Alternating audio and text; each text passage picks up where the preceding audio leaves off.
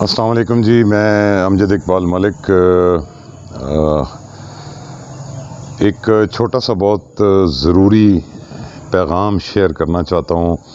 Especially علاقہ چھچ کے لوگوں کے ساتھ اور تحصیل ہزروں کے میرے وہ مہربان جو مجھے قرآن مجید شہید قرآن پاک اور خستہ اوراق اسلامی اوراق بھجواتے ہیں۔ آج کل بلکہ شام کو مجھے ہزروں سے ایک مسجد سے بہت زیادہ شہید قرآن پاک موصول ہوئے۔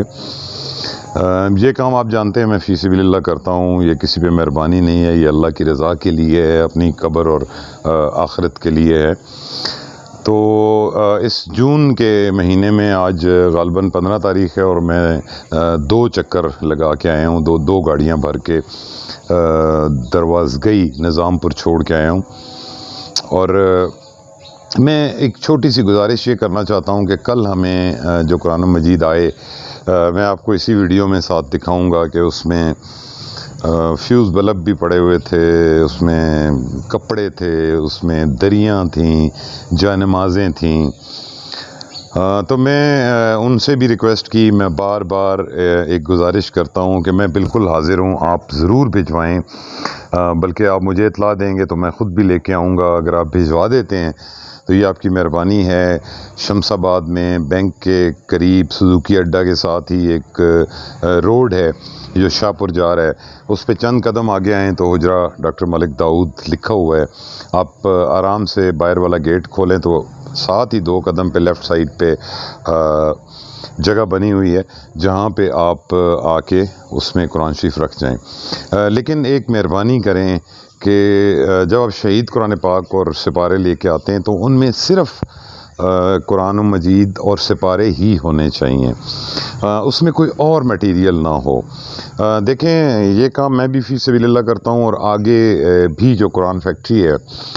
وہ لوگ بھی یہ فی سبیل اللہ یہ کام کرتے ہیں، اور ہمارے لیے بڑی خوش قسمتی کی بات ہے کہ ہمیں ایک جگہ میسر ہے، اور میں آپ کے لیے حاضر ہوں۔ آپ جب چاہیں جتنے چاہیں یہاں چھوڑ جائیں، میں پہنچا دوں گا، یا مجھے بلائیں تو میں اپنی اس وقت کے مطابق اپنی گاڑی پہ جتنے لا سکا میں آپ کا مسئلہ یہ حل کروا دوں گا۔ لیکن یہ ہے کہ جب ہم شہید قرآن پاک کے وہ بورے بھر کے لاتے ہیں تو اس میں جب آپ کوئی اور چیزیں ڈال دیتے ہیں تو ان لوگوں کو بڑی تکلیف ہوتی ہے، کیونکہ یہ نعوذ باللہ یہ کچرا نہیں ہے، یہ بڑے قیمتی اوراق ہیں، بڑے مقدس اوراق ہیں۔ تو وہاں جا کے بھی ان بیچاروں کو بھی یہ کرنا پڑتا ہے کہ وہ ان میں سے ان کی چھانٹی کرتے ہیں، اس میں صاف قرآن پاک نکالتے ہیں، غلاف اور تسبیحیں اور پتہ نہیں کیا کیا پڑا ہوتا ہے، ہڈیاں پڑی ہوتی ہیں۔ آج صبح کل جو بلکہ مجھے جو ایک کھیپ آئی ہے اس میں کھانے پینے کی چیزیں بھی جو روٹی کھا کے شاپر میں ڈالی ہے تو وہ بھی اس میں پھینک دی ہے۔ یہ خدا کے لیے یہ کام نہ کریں، آپ صرف چھانٹی کر کے صاف ستھرا۔ یہ تو ویسے بھی میں یقین کریں میں خود، میرا ایک مددگار ہے وہ بھی لگا ہوا تھا، میں بھی لگا ہوا تھا، ہم نے سارے صبح سے ان کو صاف کیا ہے صحیح، پھر پیکنگ کی ہے، اور پھر میں صبح نظام پور چھوڑ کے آیا ہوں۔ تو یہ اتنی تکلیف نہیں ہے، میں سمجھتا ہوں کہ یہ ویسے بھی قرآن کی اور اسلامی اوراق کی بے حرمتی ہے کہ ہم ان کے ساتھ ہڈیاں بھی ڈالیں اور گندی چیزیں بھی ڈالیں۔ تو ان کو برائے مہربانی یہ آپ کا مجھ پہ بڑا احسان ہوگا کہ آپ صاف ستھرے طریقے سے پیک کر کے بھجوائیں، صرف اوراق ہوں، ان کی جلد ہو اگر فرض کیا، یا پورا قرآن مجید ہے تو وہ آپ اس صورت میں بھجوائیں، اس میں اور چیزیں نہ ڈالیں۔ دیکھیں یہ پھول ڈالنا اور دریاں ڈالنا اور جانمازیں ڈالنا، مطلب ان کو آپ کسی اور استعمال میں بھی لا سکتے ہیں۔ یہ جو دریاں اور یہ ہیں کسی، میرا خیال میں اگر آپ کسی غریب بندے کو دے دیں تو وہ شاید کوئی پیکنگ بنا لے، کچھ کر لے، کیونکہ اس پہ کوئی مقدس تحریر نہیں لکھی ہوتی، وہ صرف استعمال میں ہوتی ہیں۔ لیکن مسئلہ یہ ہے کہ جب ہم فیکٹری لے کے جاتے ہیں تو فیکٹری والے اس کی پھر وہ بیچاروں کو بہت تکلیف ہوتی ہے، چھانٹی کرتے ہیں، وہاں پہ اتنا زیادہ سٹاف نہیں ہوتا، تھوڑے سے لوگ ہیں، فی سبیل اللہ جب کام ہوتا ہے تو بڑا مشکل ہو جاتا ہے۔ تو میری سب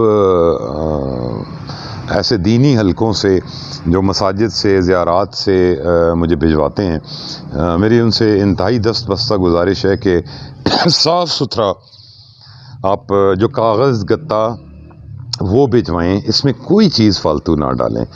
یہ آپ کی بہت مہربانی ہوگی کہ اس میں بہت زیادہ تکلیف کا سامنا کرنا پڑتا ہے۔ میرے خیال میں اس کے تقدس کا تقاضا یہ بھی ہے کہ آپ جہاں سے کسی مسجد سے، مدرسے سے، زیارت سے، کہیں سے، گھر سے بھی بھجواتے ہیں اگر، تو آپ اس کو بھی انتہائی احترام سے ایک تھیلے میں آپ پیک کریں، تو اس میں فالتو چیز نہیں ہونی چاہیے۔ بہت شکریہ۔